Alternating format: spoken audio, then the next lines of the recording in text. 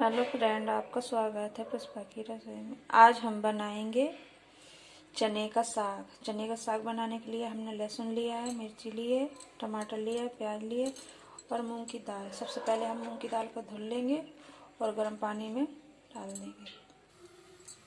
सबसे पहले हम इसमें 1 लोटा पानी डाल देंगे। अब इसको अच्छे से हम गर्म कर लेंगे। पानी हमारा गर्म हो गया, इसमें हम मूंग की दाल डाल देंगे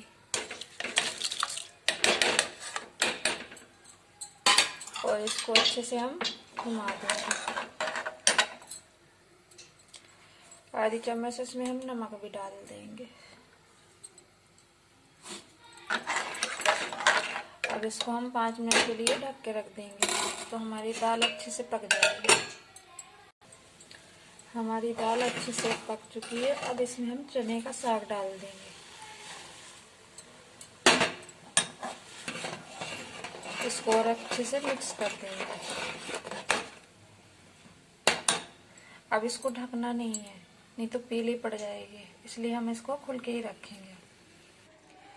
अब इसमें हम आटा मिक्स कर देंगे। उसमें चने की साग में इसको घोल के पानी में और डाल देंगे इसको। अब इसमें हम आटा डाल देंगे और इसको अच्छे से हम मिक्स कर देंगे।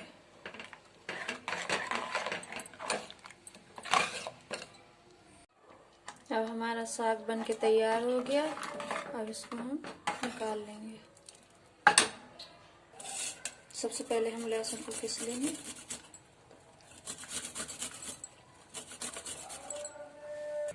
प्याज को भी हम कस लेंगे इसके साथ।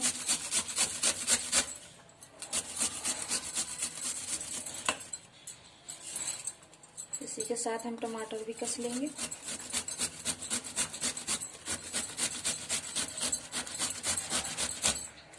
अब इसी के साथ हम हरी मिर्ची भी काट लेंगे बारीक बारीक।